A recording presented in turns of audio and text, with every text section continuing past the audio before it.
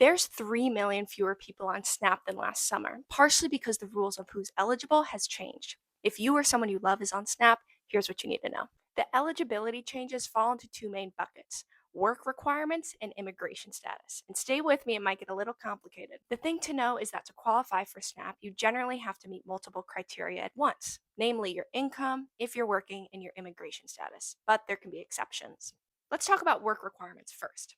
Generally, if you're an able bodied adult without dependents, you can only get 3 months of SNAP within a 3 year period, which is called a time limit, unless you're working at least 80 hours a month.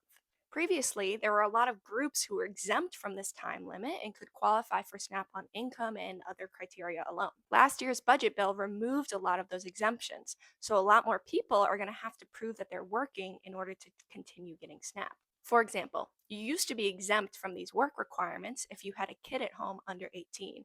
Under the new rules, it's only if you have a kid at home under 14. Other groups who are no longer exempt and have to show that they're working in order to get SNAP longer than 3 months include people who are homeless, veterans, and foster youth.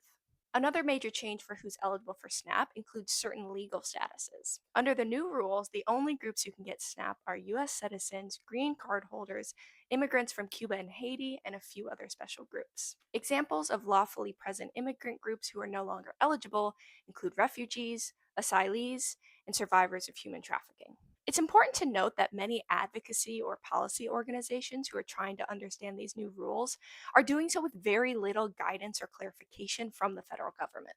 An example that I found while doing research for this video is this page on the USDA website, which is for SNAP eligibility for non citizens, is still blank as of mid May, even though the rules changed back in July.